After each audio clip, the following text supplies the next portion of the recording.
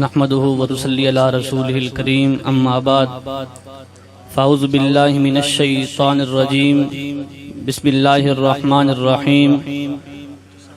ولا تقولوا لمن يقتل في سبيل الله اموات بل احياء ولكن لا تشعرون صدق اللہ العظیم۔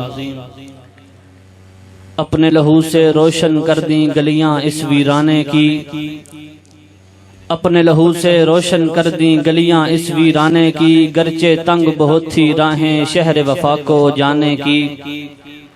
جان تھی 100 وہ بھی دے دی پھر بھی رہے شرمندہ سے، جان تھی 100 وہ بھی دے دی پھر بھی رہے شرمندہ سے، دل والے خود ہی لکھ لیں گے کہانی اس افسانے کی، اور آخری شب ہے سر نہ جھکانا لوگو، آخری شب ہے سر نہ جھکانا لوگو، حسن ادراک کی شمع نہ بجھانا لوگو، کٹ گیا جنگ کی دھرتی پہ جو صحابہ کے لیے، کٹ گیا جنگ کی دھرتی پہ جو صحابہ کے لیے، گلیوں کوچوں میں دہراؤ اس کا فسانہ لوگو۔ اسٹیج پر جلوہ افروز علماء کرام، مشائخ الزام، قائدین اہل سنت، مجمع عام میں تشریف فرما توحید و سنت کے پروانوں، اصحاب رسول کے دیوانوں، گلشن قاری سعید احمد شہید اور مشن قاری سعید احمد شہید سے وابستہ عزیز بزرگوں اور نوجوانوں، حضرت والد محترم حضرت مولانا قاری سعید احمد شہید کی یاد میں انعقاد پذیر تحفظ ناموس رسالت اور ناموس صحابہ کانفرنس در حقیقت حضرت قاری صاحب کی روح سے تجدید عہد و وفا ہے کہ آپ نے جس تحفظ ناموس رسالت اور ناموس صحابہ کے لیے اپنی جان کو قربان کیا ہے، آج ہم بھی اسی نظریے اور سوچ پر قائم ہیں، اور اللہ نے موقع دیا تو اسی نظریے اور سوچ پر قائم رہیں گے انشاءاللہ۔ آج سے تقریباً 42 سال قبل ہمارے پڑوس ملک ایران میں ایک انقلاب برپا کیا گیا، اسلام کے نام پر ہمارے مسلمانوں کو دھوکہ دیا گیا، نام اسلام کا تھا لیکن نظریہ شیطان کا عام کیا گیا۔ اس انقلاب کے بعد گستاخانہ لٹریچر کو پوری دنیا میں پہنچا دیا گیا، اور جب وہ لٹریچر وطن عزیز میں بھی آ پہنچا تو جنگ جیسے پسماندہ شہر سے ایک فرد جری اور ایک مرد مجاہد اٹھا۔ ظاہر میں تو وہ ایک چھوٹی سی مسجد کا امام تھا، لیکن اس کی آواز میں ایک درد، اس کی آواز میں ایک تڑپ، اس کی آواز میں ایک ولولہ، اس کی آواز میں ایک جوش، اور اس کی آواز میں ایک جذبہ تھا، اور دن بدن وہ ان سبائیوں کے کالے چہروں سے پردہ ہٹاتا رہا، اور ان بے ایمانوں کے کفر کو گلی اور بازاروں میں، چوکوں اور چراہوں میں بیان کرتا گیا۔ مختصر سے عرصے میں اس مرد وفا کی آواز پر پورا پاکستان اٹھ کھڑا ہوا۔ اس مرد کلندر نے صحابہ کرام رضوان اللہ علیہم اجمعین اور امی عائشہ کے دوپٹے کے تقدس کے لیے اپنی جان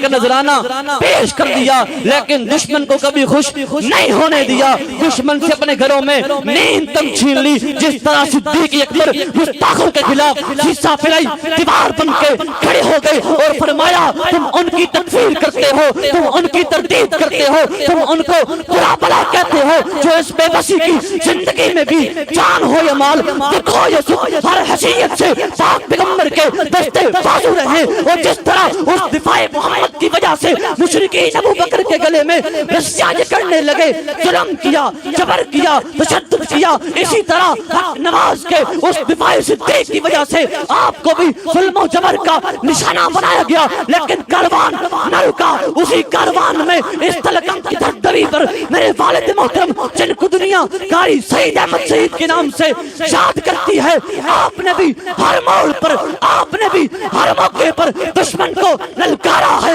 اپنے بچوں کو یتیم کروایا، اپنی بیوی کو بیوہ کروایا، جان کی قربانی دی، لیکن دشمن کو کبھی خوش نہیں ہونے دیا، دشمن سے اپنے گھروں میں نیند تک چھین لی۔ یہ بتایا ہے ہم صحابہ والے ہیں، یہ بتایا ہے ہم ابو بکر والے ہیں، یہ بتایا ہے ہم صدیق سے پیار کرتے ہیں، صدیق کے نام پر گردن کٹوا جائیں گے، صدیق کی عظمت کو بیان کرنے سے باز نہیں آئیں گے۔ قاری سعید احمد شہید، قاری سعید احمد شہید، قاری سعید احمد شہید۔ میرے بھائیو، جس مشن کی بنیاد اللہ نے رکھی، ان اللہ یدافع عن الذین آمنوا، جس مشن کی بنیاد